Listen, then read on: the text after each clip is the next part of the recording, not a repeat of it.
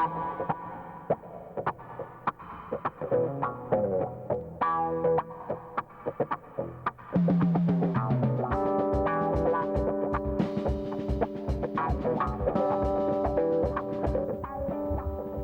is there such a gap between the rich and the poor in our world? How can we in the Church work to bring justice to the world's economy? These are some of the questions we tackle tonight with our special guest, the Reverend Dr. Charles Elliott from London, England. The answers aren't easy ones, and they just may put we Canadians at one of life's pressure points. Hello, my name is Bob Smith.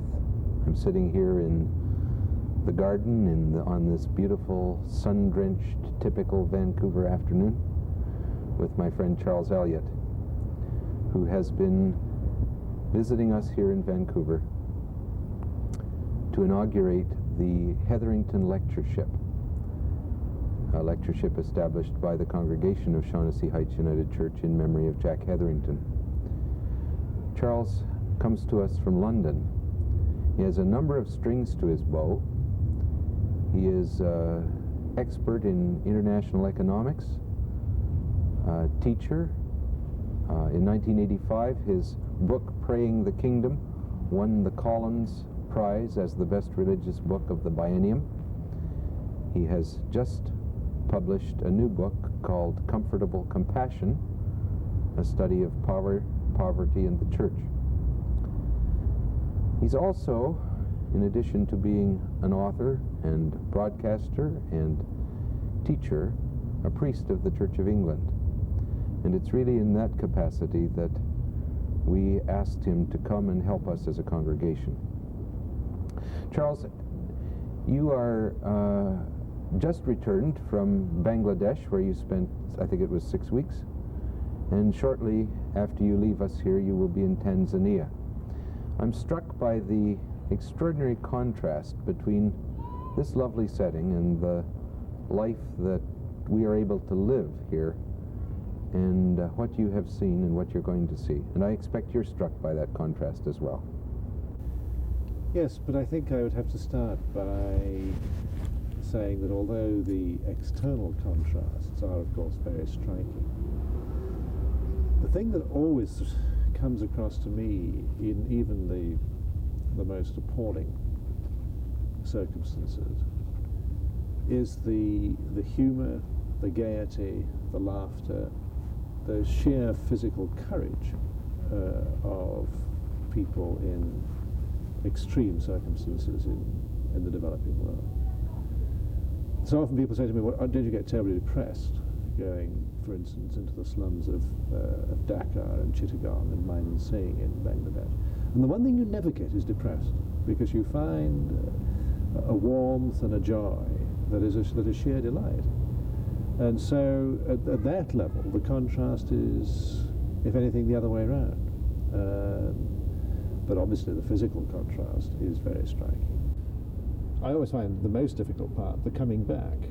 You leave these very warm-hearted, very courageous people living in grotty circumstances and arrive at London Airport and go into the West End.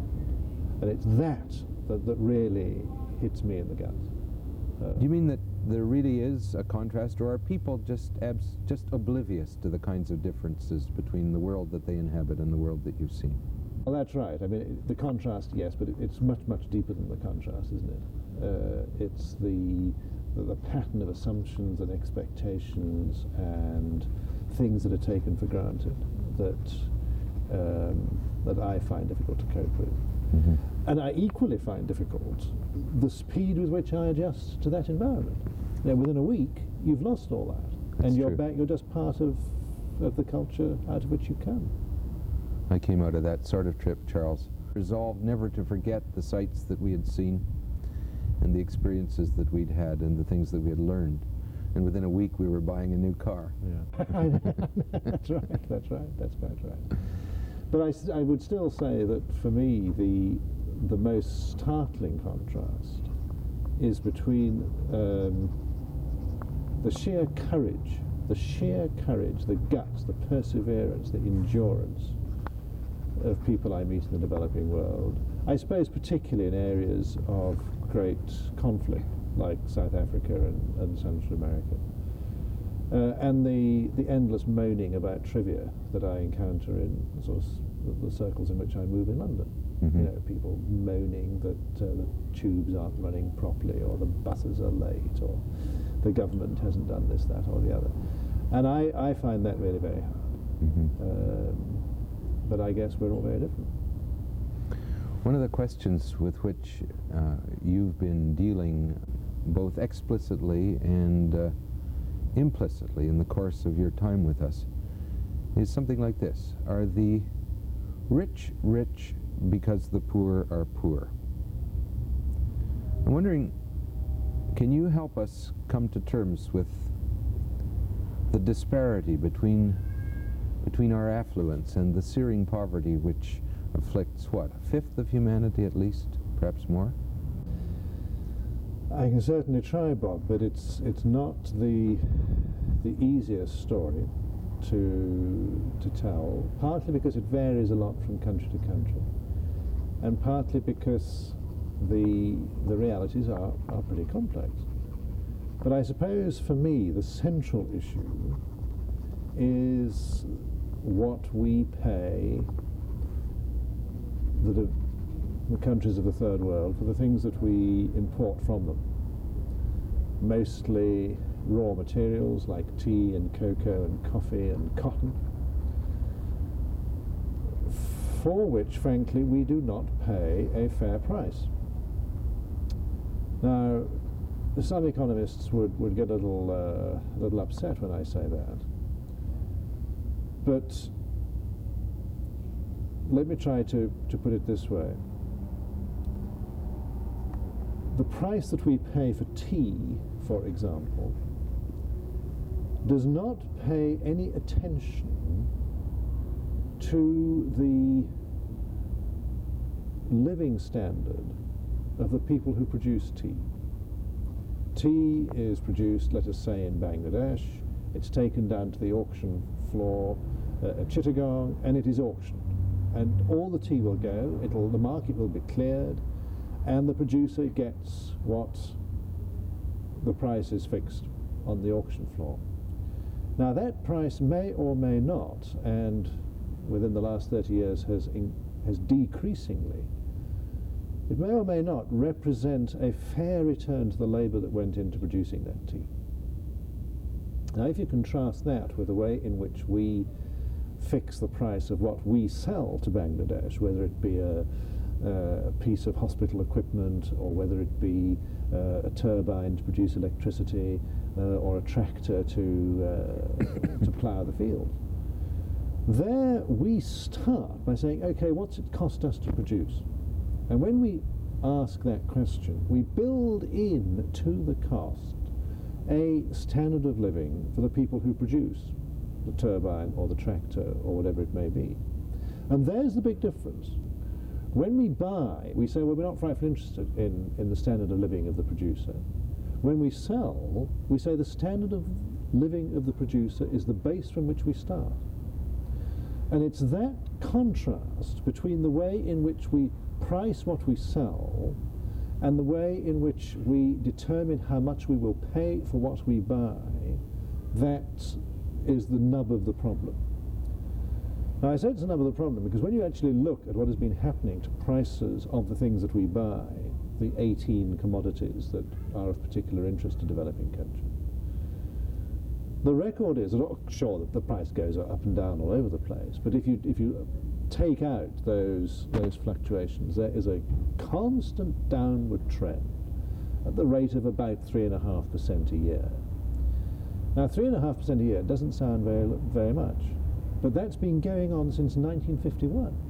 And you try compounding 3.5% from 1951 to 1987. And actually that fall has accelerated since 1980, so that in 2 years, 81 to 83, the fall was actually 16%. Now it's that kind of hemorrhage that is bleeding these countries quite literally to death, and that sounds an exaggerated and perhaps rather a silly thing to say. But you can't dissociate the African crisis of 1983 to 1985, when anything between 1 and 5 million people died. You can't dissociate that crisis from the mechanism that I'm talking about. And that seems to me to be the heart of the poverty problem. One of the things that I understood you to say was that it is in the West's, how would you say, enlightened self-interest to work toward the changing of the international economic order in order that there might be markets for our goods and services. Well, that's clearly true. I mean, I often wonder what a man from the moon or someone from Mars would say if they landed on this planet and saw a third, a fairly small third, of the population living, frankly, at a very high level, but experiencing high and, in many cases, rising unemployment. And they saw 2/3 of the population without the basic necessities of human life. I mean, they'd say, what nonsense is this? You've got skilled people without a job, you've got huge productive resources, and you've got huge needs. Why on earth don't you match the two up? And often the man from Mars sees more than the man from the ministry. And it does seem to me that, abstracting from all the political difficulties and the technical difficulties, there is a very powerful case to be made that there is a community of interest between rich countries and poor for enabling poor people to buy the things they desperately need from those who can produce it. I am, I think, bothered by that, and if I had been able to get to a microphone, I would have asked you some such question as this. Is it true to say that we can maintain our own standard of living and find some way of establishing justice for those who are among the poor and wretched of the earth? Or is it more accurate to say that in actual fact the pie is limited in its size, and that in order for there to be justice in the world, you and I are going to have to give up a great deal of the comfort that we enjoy? Well, it depends how you're coming at this. I mean, if you're looking at it from an ecological standpoint, there are, as you will know better than I, many who say that the ecology of the planet simply cannot stand the generalization of the North American standard of living. That's a very complex argument. It's a very deeply debated argument. And I'm fairly agnostic about it, to be honest. I think if you come at it from the sort of the economic end and say, well, we have got to become poorer in order that they may become richer, it depends on the time scale that we're talking about. If we're talking about things happening very fast, then that is almost certainly true. If we're talking about historical change over a century or more, then it becomes much less true. And of course that takes us into a very interesting debate. Have we the right to say to the people of India or Bangladesh or Zambia or Mexico, look, you guys, don't be too impatient, you've got to wait, your turn will come? I personally don't think we have any such right, and I think every day now counts. And you know the figures as well as I do, that a child is dying every 20 seconds for lack of basic food and clean water. And as long as that is true, then it seems to me to say, well, we're dealing with long-run processes that take an awful long time to work their way through, is a luxury that neither we nor they can afford. And to that extent, I think you're right. To make things happen at the pace that they have morally got to happen is going to involve, if not absolute falls, then certainly a standstill in the North. Mm-hmm. As I listen to people dealing with these kinds of questions, I'm struck by the fact that for the most part they feel a sense of powerlessness. The issues are so complex. The situations are remote from them. What do you say to a person who hasn't a doctorate in economics, who isn't able to travel the way you have? How do such persons deal responsibly with these questions? Where does their power lie? I suppose I would try to answer that question at three levels. I'd say, first of all, they are citizens, they're members of a community, and perhaps the most immediate power they have is that of communicating their concerns, getting these kinds of issues onto the agenda of their church, their school board, their local government, the provincial government. Just going on asking difficult questions of whoever, even their own friends, making sure that these kinds of topics come up around the family table or at a dinner party or at a cocktail party. The power to communicate, the power to ask questions is something that we all have, and I would say that's where we start. The second obvious source of power, though sometimes it seems pretty futile, is that we are all voters, we are all elected. And we can surely go on pressurizing our elected representatives till they know that this is a matter of public concern. So often I've had legislators in many countries say to me, there are no votes in development. So what they're really saying is, get lost, we don't want to know. Huh? That's a scandal. That's a scandal, because there ought to be votes in development. There should be no politician who will be given quarter by the Canadian public, or the British public for that matter, if he dares stand up and say this is not an issue of public significance. So I think that's the second level of power. The third level of power, and I would have to say far and away the most important and equally far and away the most neglected, is that for any Christian is the power of prayer. Now, I don't know how prayer changes things, but I am totally convinced that prayer does change things.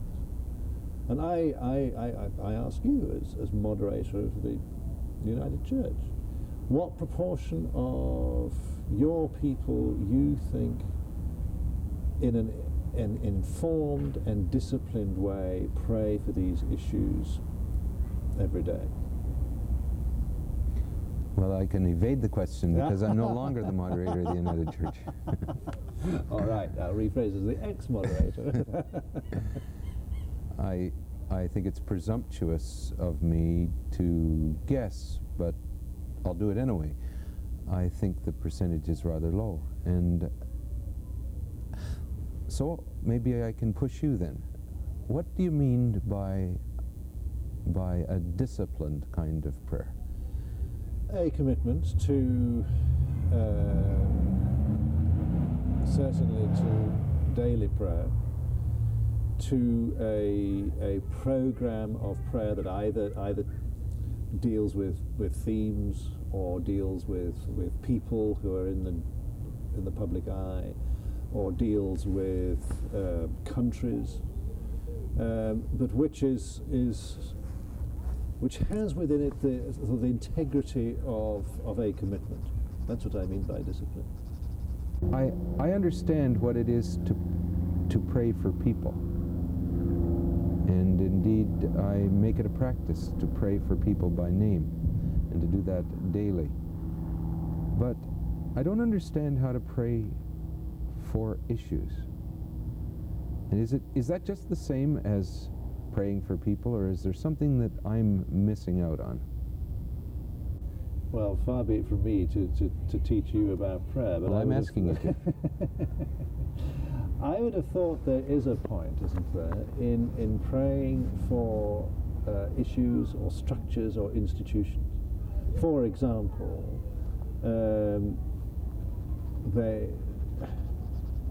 over the next few months, there will be a reorganization, a renegotiation of the general agreement on trade and tariffs, which sounds terribly abstract and stratospheric. In fact, it's the ground rules along which international trade are conducted.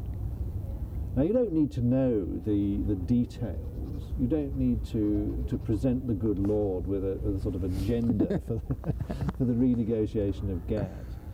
But I would have thought there is quite a lot of point in incorporating that set of decisions, that set of choices, those people who are bringing their perceptions, their abilities to that set of negotiations, and commending that to the redeeming love of Christ. So to that extent, I think there is a difference between praying for individuals, which is essentially an exercising compassion, and praying for institutions, for structures, for if you like, global relationships, which is really praying for redemption for the whole of the created order. And that's good Pauline stuff. I mean, there's a lot in Ephesians and Colossians about that. What are the biblical paradigms that are important for you as you deal with issues like these? Well, I can tell you some biblical paradigms that aren't important to me. And one is the Good Samaritan. I really think the Good Samaritan has a great deal to answer for. Because it has been systematically misinterpreted to suggest that if we see people in need, all we need to do is pull out our pocketbook. Now, the parable of the Good Samaritan, I think, is actually about receiving. It's about the grace that the man who fell among thieves had to find to receive help from the very person he would never have expected to help and would never have expected to be able to receive help from, a despised and unclean Samaritan. So, if you ask me where are the biblical paradigms, many people listening to this program, I think, would have expected me to say immediately, well, the Good Samaritan, rubbish. The Good Samaritan is much more about learning to receive from the despised and the rejected. But to try to be a little bit more positive, I suppose there are two biblical themes that I find increasingly significant for me personally. One is the whole notion of the covenant between Yahweh and his people, which is, of course, renewed and reaffirmed by Jesus Christ in the New Testament. And the central essence of that covenant is the call to be faithful to Yahweh, which involves two things, it seems to me. One is the call to justice, and the other is the call to deny idols. And it seems to me that our culture is stuffed with idols. And maybe our biggest single task is to name the idolatry within our culture. And I find that a whole sort of area that needs opening up.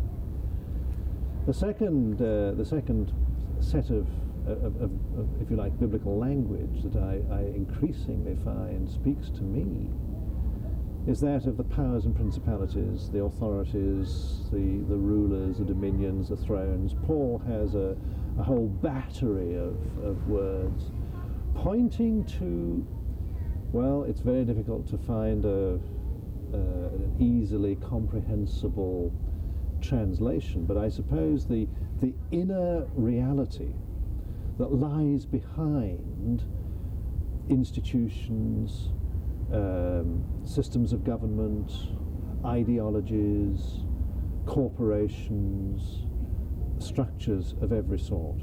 What makes them act in the way that they do? And it seems to me that language of powers and principalities is saying there's a spirituality of institutions that the political scientist can't explain, that the sociologist can't explain. There is something that makes an institution or a people or a nation or a set of politicians act in the way that they do. And as I say, the only translation of that I have yet managed, that I don't think it's a terribly satisfactory one, is the spirituality of institutions. Mm-hmm. And it seems to me that that's a whole area that for a very, very long time, Western theology has ignored. Mm-hmm. You know, we thought that the powers and principalities are some weird medieval concept that we can safely ignore. Mm-hmm. Rubbish. I think Vietnam, I think South Africa, I think Central America, to name just three very obvious examples, comfortably away from Vancouver, are pointing us to the reality of the principalities and powers. Mm-hmm. I think that for many of us there are two kinds of difficulties that come to mind, and the first is that which results from our having personalized or been taught to personalize principalities and powers, as if there is some Satan that is remote from us, sort of the devil made me do it kind of thing. The other difficulty, it seems to me, has to do with a resulting gap between us and the principalities and powers. And I'd like you, if you could, to develop the relationship between me and the principalities and powers, or if you're uncomfortable with that, you and the principalities. Well, let's stick with me. Well, this is a difficult area, but I think the Jungian insight about the collective unconscious is terribly important. You see, if you go back to where we were, what makes an institution act in the way that it does? What makes a set of politicians act in the way that they do? They are responding to what they see as the collective will, the environment in which they operate. And you and I both plug in to that general will, that collective unconscious, and are formed by it. And that seems to me to be the sort of the central issue. That the unredeemed bits of me, my aggression, my callousness, my acquisitiveness, feed the negative parts of the collective unconscious, which are then embodied and incarnated in the structures that form our society. And so my job, part of my job, and this goes back to your question about power, part of my job is to allow Christ to heal those unredeemed bits of me. Because as long as they're around, as long as those energies are around, they're going to be feeding the environment in which our structures operate. So I think that's how I see this, but it's difficult stuff. Charles, that seems an appropriate place for us to conclude. We began in a garden, and something happened to the original garden. It's clear to me that the situation in which we find ourselves is not that which is God's final will and purpose for God's family. And I thank you for what you've been able to share, and for the fact that you are with us in that journey from the garden to that final gift of God, which is God's kingdom. Thank you to you for joining us on Pressure Point. My guest has been Dr. Charles Elliott of London.